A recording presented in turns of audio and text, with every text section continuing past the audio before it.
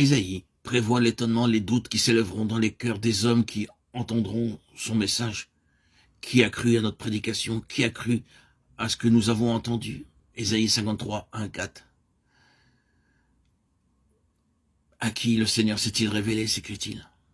Alors qu'il décrit un Christ sans apparence, croissant devant l'Éternel comme un rejeton, comme un faible arbrisseau hors d'une terre desséchée, et cependant qu'ils étaient précieux aux yeux de Dieu, ce faible arbrisseau, cette branche qui porterait du fruit. Ésaïe 11, 1.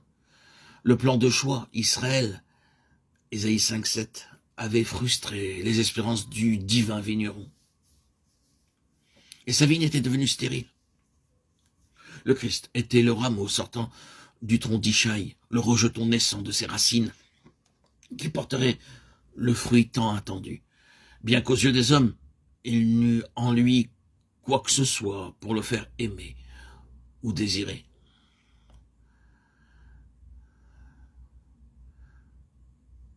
Il n'a ni beauté ni éclat pour attirer nos regards, ni rien dans son aspect qui pût nous le faire aimer. Il était méprisé et abandonné des hommes, homme de douleur, connaissant la souffrance, un objet à la vue duquel on se couvre le visage. Ésaïe 53, 1, 4. Lui, le précieux rejeton, lui, le bien-aimé du Père, il serait le méprisé des hommes, un homme de douleur, connaissant la souffrance.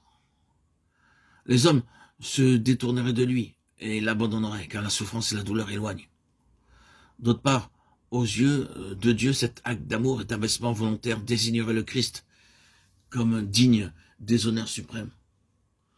Son serviteur juste serait exalté, haut, élevé, mais aux yeux des hommes, il serait un sujet d'étonnement d'où on se détournerait, tant son visage est défait, méconnaissable, tant son aspect diffère de celui des autres hommes. Ésaïe 53, 13, 14. Ah, combien ne dut-il pas être défait le visage du saint et du juste durant les heures d'agonie? L'agonie en Gethsémane, l'agonie du supplice. Oh, combien douloureux le visage ensanglanté sous la couronne d'épines.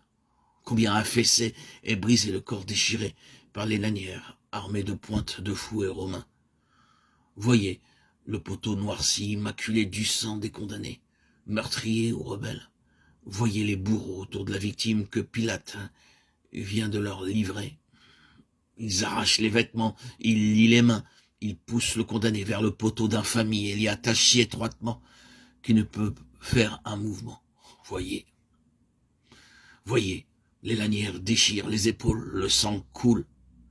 Bientôt le dos n'est plus qu'une immense plaie. Et l'horrible supplice dure un long quart d'heure.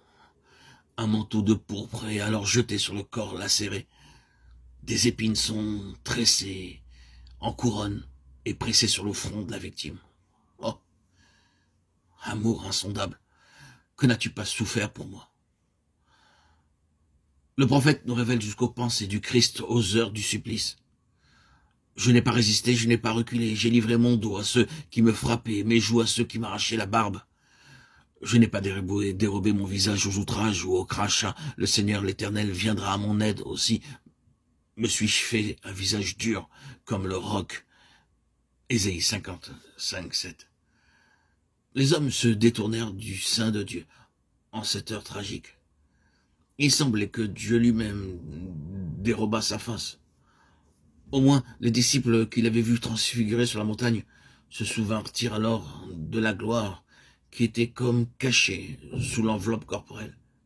Hélas, eux aussi l'abandonnèrent. Ce fut bien l'heure des ténèbres dans toute son horreur, l'heure de toutes les angoisses, l'heure des abandons, l'heure de la défaite apparente. En même temps qu'il annonce de façon saisissante l'homme de douleur, le prophète nous donne l'échelle des valeurs au double point de vue divin et humain.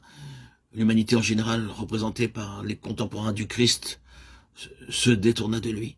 Mais Dieu l'élève, Dieu l'exalte. Et le jour vient où toutes les créatures dans les cieux et sur la terre se prosterneront devant lui.